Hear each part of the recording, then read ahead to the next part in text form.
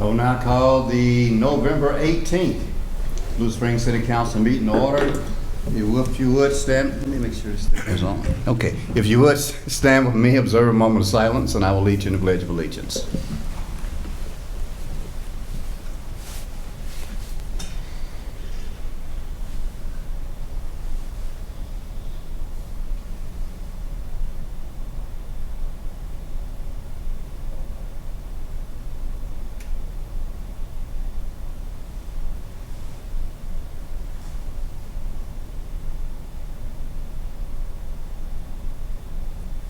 I pledge allegiance to the flag of the United States of America and to the republic for which it stands, one nation under God, indivisible, with liberty and justice for all. You may be seated. I want to welcome you in the audience as well as those that might watch YouTube later. Next, we have the consent agenda. Unless there are items that need to be pulled, I accept a motion for approval. So moved. Is there a second? Second. Roll call, please. Councilmembers Kaler, Aye. Levesey, Aye. Fowler, Aye. Erickson, Aye. Edmondson, Aye. Culpepper, Mayor Ross. Aye. Motion carries. Next, we have the introduction and reading of bill number 4713. I'll introduce, Your Honor. Okay. First reading of bill number 4713, an ordinance approving the final plat for the gardens at Chapman Farms, second plat, lots 55 through 73 and tracts F through I. Your Honor, move the bill be approved on its first reading and proceed with the second. Is there a second? Second. Discussion? All in favor, aye? Aye. Opposed, same sign? Second reading of bill number 4713, an ordinance approving the final plat for the gardens at Chapman Farms, second plat, lots 55 through 73 and tracts F through I. Your Honor, move the bill be approved on its second and final reading and assign the appropriate ordinance number. Is there a second? Second. Discussion? Roll call, please. Councilmembers Levesey, Aye. Fowler, Aye. Erickson, Aye. Edmondson, Aye. Culpepper, Kaler, Aye. Mayor Ross. Aye. Carried unanimously and given ordinance number 4871. Next, I'm going to ask for an introduction, and then we'll go to our city attorney for a report on bill number 4714. I'll introduce, Your Honor. Okay. First reading? Okay.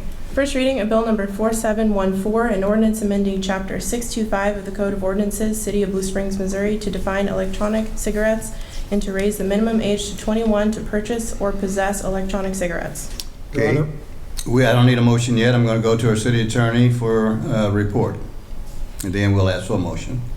Your Honor, I'd like to report that the code changes, the language that is in the ordinance before the council tonight was heard by the Public Safety Citizens Advisory Board on October 22nd, 2019. After discussion, the advisory board voted against recommending the changes to the council. The vote was 5-1. So I'm recommending tonight, and that information was left out of the ordinance that I drafted, so I'm recommending tonight that a motion be made to amend the bill to reflect that the Public Safety Citizens Advisory Board does not recommend the approval of amendments to Chapter 625 related to electronic cigarettes. Okay, now accept the motion. Your Honor, move the bill be approved on its first reading and proceed with the second. Is there a second? As amended. As amended. Is it already as amended? Well, with the amendment that was Okay. reported by our city attorney. Your Honor, could we discuss the amendment just for one moment? Or is We that will get into it once we get into the reading. We will get into it. Okay. This was a report from the city attorney. Okay, I thought it was amendment. Okay. Amendment motion. Okay, is there a second? I'll second it so we can discuss it. Okay. Okay, all in favor, aye? Well, Your Honor, or on which part? Just the amendment or? Well, I think probably the right procedure would be to go ahead and do the first reading and then amend it. Okay, so right now we'll go ahead and do the, So first reading as it's in our packet. as in your packet, and then Okay. we will do it to amend it, the report. So we're That on would discussion then of first reading as it's Right. in the packet? Right, so, Okay. so we had a motion and we had a second. So is there any discussion on the amendment as presented? On the amendment. Before the public safety amendment, is that correct? Well, City right, Attorney? right. Does somebody need to offer that amendment for us to even discuss it? Why don't we We're go going to ahead? have to come back and do it because he could not do it in his first offering. So Okay. So this will just be on the actual bill itself, the first reading. first reading. So we're in discussion on the first reading Well, as we've it had a sits. motion, we had a second, so now we can go ahead and discuss As it's presented. as presented. And then we're going to, And then somebody Present can the offer a amendment motion to include the report. I think we need to do the report first. I would think that would be the proper I think we would need to order. do the report Yeah. first. And then we can get into it with discussion after it's been amended, if we amend it. Because that report needs to be in the bill. Yes. Okay. Okay, is it clear as mud? yep, So what we need now is a motion then to amend and add that particular piece of information to the report, correct? Yes. And I will make that motion. Okay, is there a second? I will second it. Okay. Any discussion on that? Yes, On Your the Honor. report? Oh, excuse me. Yes, Your Honor. I serve on that committee, and I thought it very interesting. The discussion was it was a very good discussion, but I will report to the council that what the committee ended up asking for was for an additional review. They would like tobacco 21 and vaping combined to come back to them at a later date. So, and at that point, they denied the action on the vaping alone. Okay, anybody, any other further discussion on that? I think it's just a matter of clarity, but I believe the amendment offered said that the information presented to us was what was presented to the Public Safety Advisory Board, and the background justification and the attachments to the amendment as presented to the council, I don't believe were offered to the board as such. I think the information, I might be wrong on that, because No. this wasn't written at that time. You're correct. What went to them was the code change language. Okay, everybody understand that? My Yes. only question is this something that would have traditionally been in the report for other related? Yes. Okay. Right, that's all. Because normally with the planning commission, you have someone Okay. to explain what happened in those And, meetings, right? Okay, absolutely, okay. Okay. Is there, so basically, I'm clear as mud here. Why was there a reason for denying or to go against it? Well, the information that was presented to them, they had a single individual giving I'll call it testimony, doing a presentation. They owned a vape shop, and so that was the only information they heard other than the actual reading of the ordinance as it would appear in the updated. So their ruling or their thought that pattern was based on the store owner of the vaping?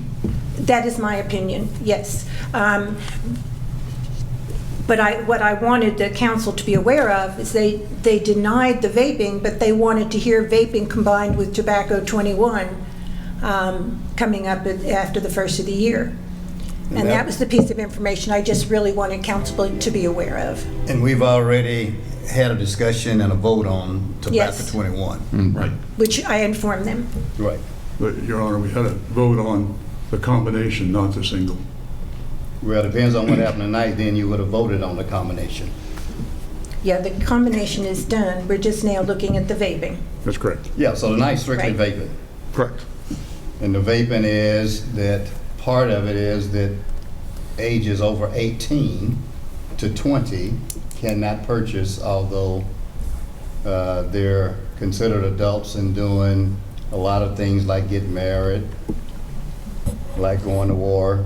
Well, are we going Your to Honor, we're on discuss the we're on motion, or are we amendment- going to? On the amendment now. Well, we're discussing, putting on, right now, the discussion is to accept the report of the Public Safety Citizens Advisory Board. Right, which I made the To- to- motion. To put and- to put that language in the ordinance. Right. Okay? So any further discussions on that before it gets muddier? All in favor, aye? Aye. Opposed, same sign, motion carries.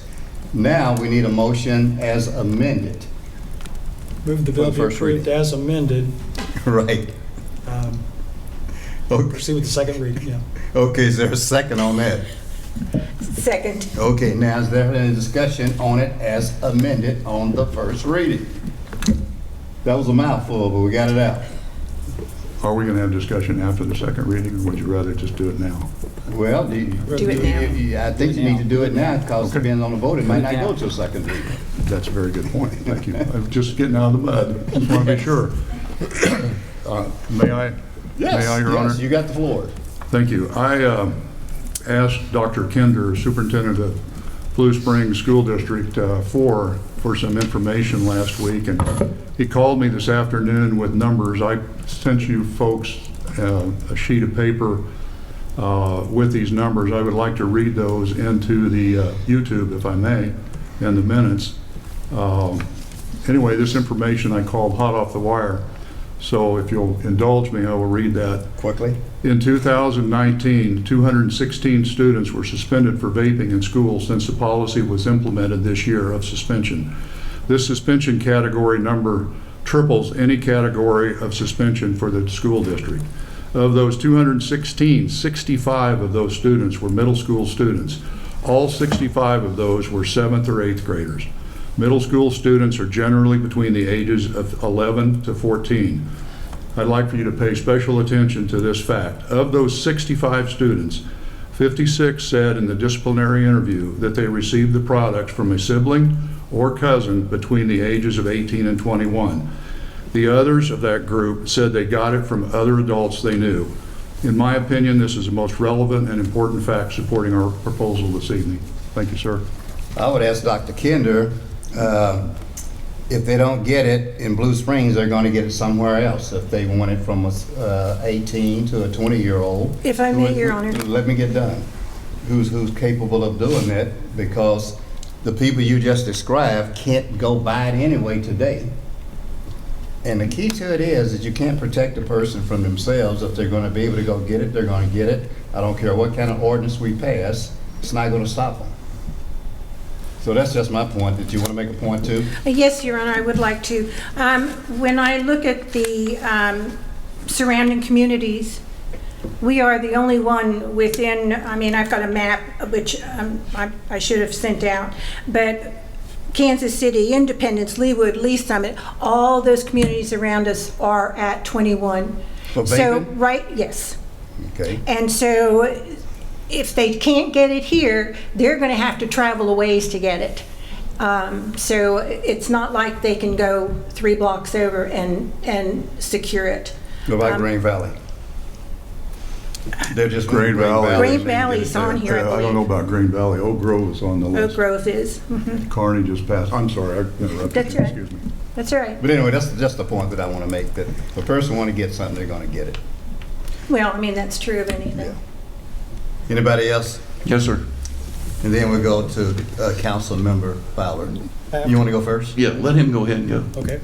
Yeah, I wanted to say that I think the path on vaping, if you want to reduce it, just like smoking over the last 30 or 40 years, was education.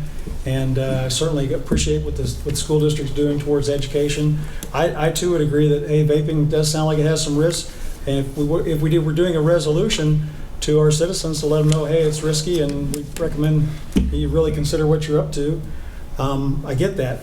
But when I look at it from, I realize that within the state, 18, 19, 20-year-old folks are able to go out and buy vaping products by the state law. And in my oath, I took an oath to support the state statutes. And I don't get to pick and choose which ones I like and which ones I don't like, I don't think. So I think it's taking away rights that they have at the state and the federal level, and I think it should be a state issue. If you want to go lobby the state, go lobby the state and get it changed throughout the state. Doing it one city at a time, to me, is not the logical way of doing it. Councilman Caleb? I'm getting myself out of the mud too, sir. I don't know if anybody realized that the governor today made launched a youth vaping awareness campaign for awareness. Also in this, stated that over 20% of the students in the state of Missouri are now addicted to the vaping. This is according to the Missouri PTA president, Susan Rupert. Now, with all that being said, it could be 18, it could be 21, but what is the school district policy of taking care of those issues. That's their issues. Is this supposed to help them? Is that what we're looking at? Or we're helping to control the buying and selling? What? Because I would suggest that maybe possibly, just because it would be 21, maybe I'd like to see a little more stricter in the school district if they're having issues like this. I'm just making a statement. Your Honor, I have another comment. I'd like to go back to Councilmember Fowler. I was going to stand alone on my stats that I read, but you brought up the awareness campaigns in the literature, and if you want to take a long time, I've got piles of it. I can find it for you. But the American Lung Association, the Heart Association, name them, will state very clearly that the fear they have is the last 5 decades of change in smoking habits has happened because people are quitting, awareness campaigns, etc. The problem they have is the numbers are showing that those are going up, and they're going up drastically in the youth of America. We can campaign all we wish, but then we're going to be doing this again, and 50 years from now we can say, hallelujah, our campaign worked. I'm not sure that that's where we want to be. And Your Honor, you mentioned something about they're going to buy it anyway. The stats that were reported from the school district said that those 56 kids got it from relatives. They didn't get it from somebody off the street. The others got it from somebody else, just to be clear. So. And if they get it from relatives, then nothing's going to stop them from still getting it from relatives, right? Except they were 18 to 21. That was the point. They were 18 And to said 21. some adults. But again, government can't control everything. And that's the point I want to make. We don't need Big Brother controlling everything in our lives. We have to make conscious decisions as adults. And then when you're 18, you're considered an adult because of the very things I just told you about being able to marry, vote, go to war, get killed. You can make some conscious decisions on what you think's best for you as an individual. Now, I understand with kids still in school, which are not capable of going to buying it anyway, they're having to rely on a parent or a relative or something to go get it. And I don't think that's going to stop by us passing an ordinance saying you can't buy it between 18 and 20. But anyway, Councilmember Edmondson. If I may, and this is to our city attorney, and just a clarification, Ron, you mentioned that we swore an oath to abide by the state laws, but don't we have the right to make our laws more restrictive than what the state is? Yes, you can in this situation, yes. Okay, so we're not breaking our oath by doing something that's more restrictive. You have the right to do that.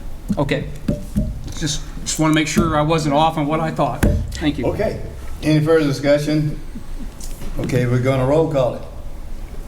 Just for clarification, this is on the second reading as amended? First reading as First amended. reading Right. as amended. First reading as amended. Okay. Council members Fowler? No, No. Oh, No. I'm rotating. Oh, no. I thought you said me. Yeah, I did. Okay. I'm sorry. Councilmember Erickson? Yes. Edmondson? Yes. Culpepper? Yes. Kaler? Yes. Levasseur? No. Mayor Ross? No. The amendment, first reading as amended, passes with a 4-3 vote. Okay, so you need a motion to go to the second one. Is there a motion for the final? Your Honor, move the bill be approved on its second reading and assign the appropriate ordinance number. Is there a second? Second. Any further discussion? Roll call it again. Council members Fowler? No. Erickson? Yes. Edmondson? Yes. Culpepper? Aye. Kaler? Aye. Levasseur? No. Mayor Ross? No. Motion carried with a 4-3 vote, given ordinance number 4872. Okay, so same vote as the first reading. All right. Next, we will go to a presentation.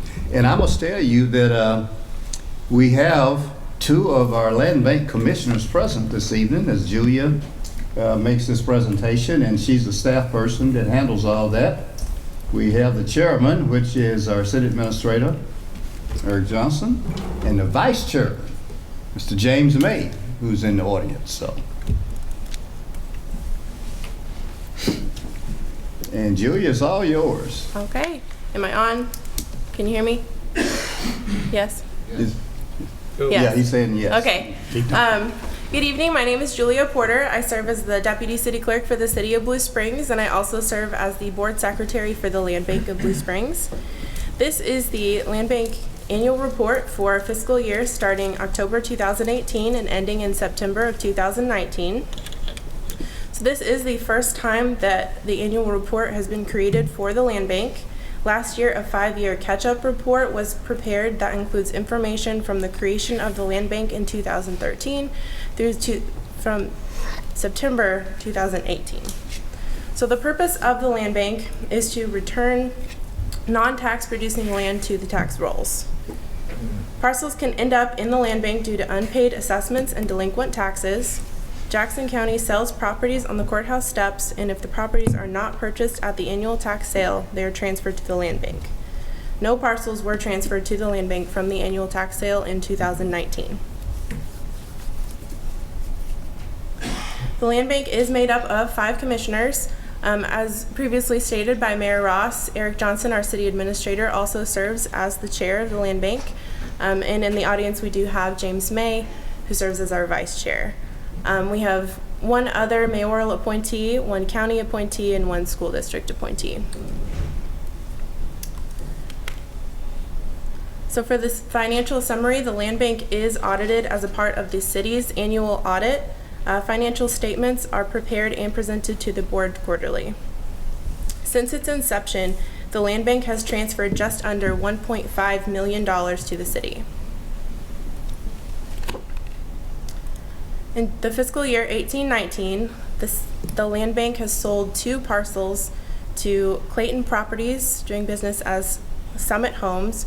You may know this development as Edgewater at Chapman Farms. These 2 parcels total just under 40 acres and were sold for $450,000. The Land Bank also transferred 1 property to Sunny Point Association. This property was transferred to the HOA to maintain at no cost. The city attorney worked with Jackson County to reduce the value of this property and to designate it as a common area so it will not generate a tax bill moving forward.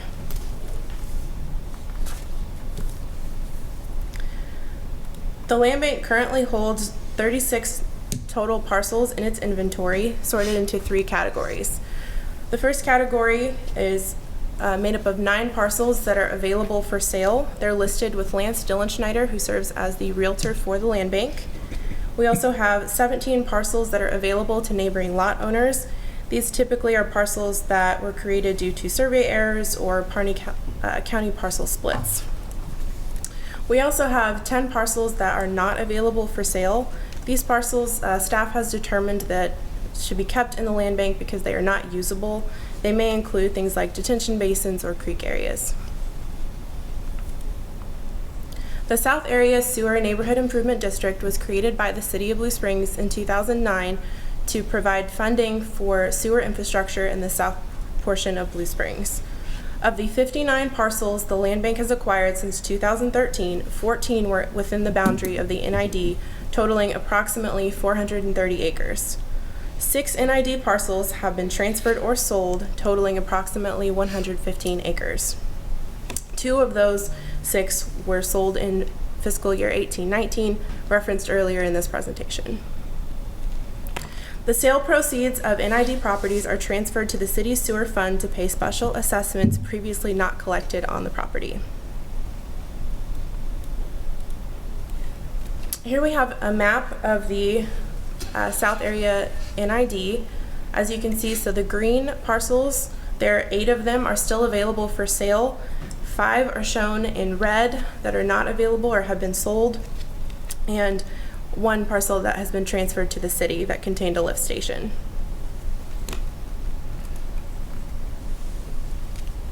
The Land Bank advertised bids for farm leases on 5 properties in February of 2019. The bids were awarded to Chapman Farms Partnership for $10,267. The money from the farm leases was transferred to the city.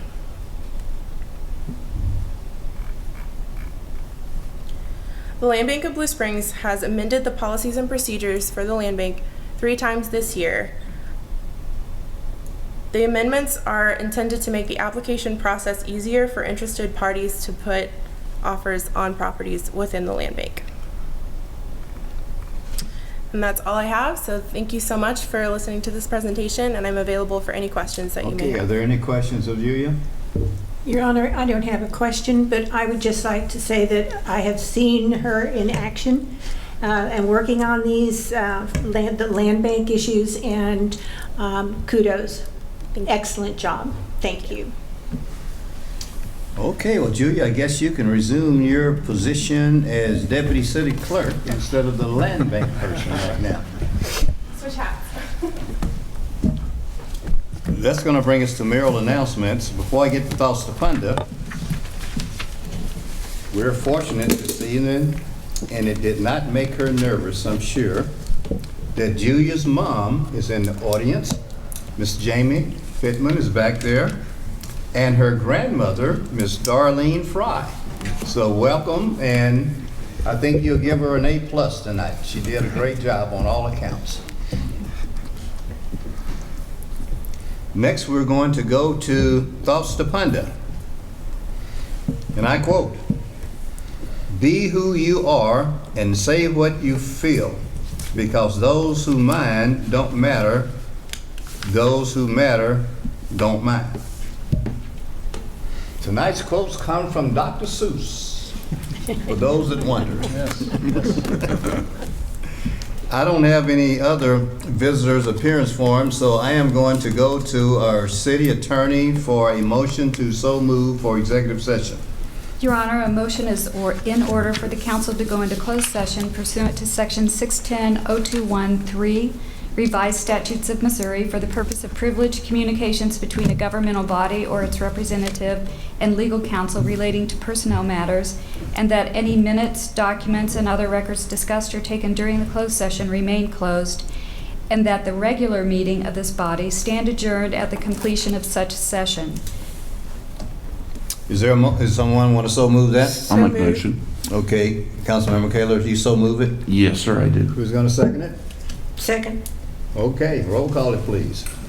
Councilmember Erickson, Aye. Edmondson, Aye. Culpepper, Aye. Kaler, Aye. Lebese, Aye. Fowler, Aye. Mayor Ross. Aye. Motion carried. Okay, we're going to excuse ourselves to the executive conference room for a executive session meeting. Good to see you, Jim.